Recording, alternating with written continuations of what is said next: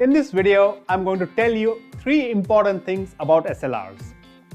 First, how many sections should your SLR paper have? Second, how long these sections should be? And third, what are some of the common mistakes that authors make in their SLR papers? Alright, let's get started. But before we begin, let me introduce myself. My name is Vidy Potdar. I'm an associate professor from Australia. I have published several SLR papers and I want to share my experience with you so you can learn from it. Remember, every researcher should at least write one SLR paper during their MPhil or their Ph.D. degree. These days, I have seen students in their bachelor's or even master's or even MBA writing really nice SLR papers. So let's begin. A typical SLR paper should have informative title and at least 8 sections. I will explain these 8 sections now so you can understand what is required in a SLR paper. First is the abstract. It should be approximately 200 words long. Next section after the abstract is the introduction, which should be around 10% of the total paper length. So if we assume that the paper is 10,000 words long, which any typical SLR paper is, then this section will be approximately 1,000 words long. Okay? The third section is that of methodology, where you explain how you have conducted your SLR. And this section should be roughly 15% of the paper length or approximately 1,500 words long. Okay, so keep these word limits in mind. Once we have done the methodology section, we move to the next biggest section, that is results and findings, which should be approximately 40% of the total paper length, typically 4,000 to 4,500 words. This is where you report your SLR findings. Most authors do a very good job till this section, but after this section, the paper can take an unexpected turn. If the paper quickly finishes after this, then I would say it is a very poorly written paper, and we do not want that. Because if you add up the numbers that I've given you so far, you have written only 65% of the paper. There is still 35% more to come. So which other sections remain? We still have 4 more sections to go, and they are discussion, limitations, future work, and conclusion. That account for the rest 35% of the paper. If these sections are not written properly, your paper will be a weak paper and most likely rejected by top journals. I do not want that to happen to you. So this is one of the first mistakes that can happen. So let's discuss the other sections now.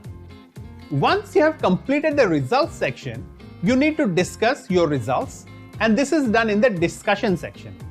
The discussion section should be around 15% of your total paper length. It's a substantial section. So you need to carefully think about what is it that you're going to write here. Many a times, paper don't even have a discussion section, and this leads to a desk rejection right away. So that is another mistake that you need to avoid. Once the discussion is finished, we move to the limitations section, which should be around 5% of the paper length. After limitations, we go into the future work. Now, this is a section that many authors take very lightly and do not spend sufficient time to think about what they are going to write here.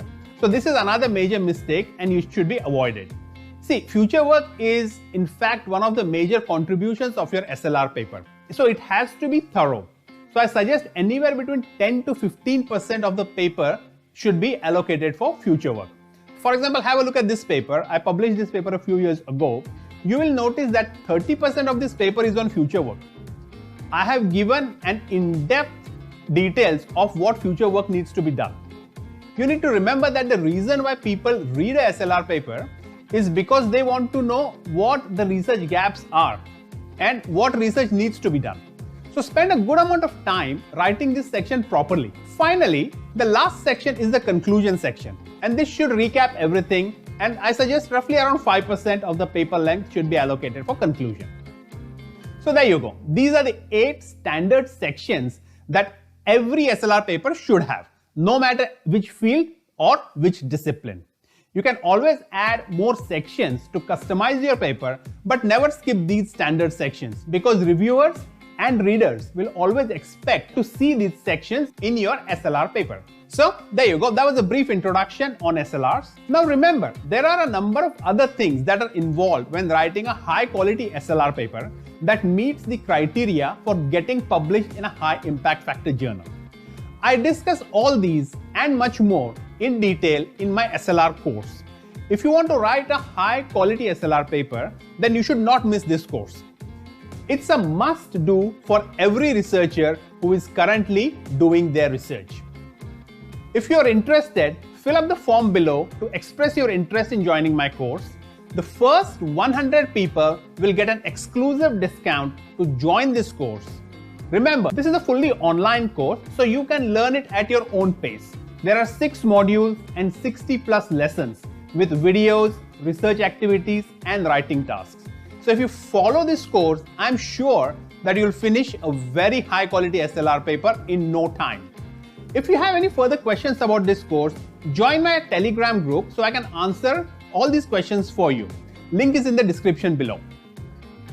I would also suggest that you check out the papers published by the participants who have completed my course in the past.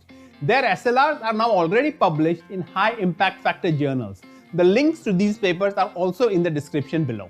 See, I want you to have faith in me and believe that anything is possible if you have dedication, courage, and the right guidance. Like I say, believe and succeed. All the best. That's all I had to say. I'll see you in my course. Thank you very much for listening and have a great day.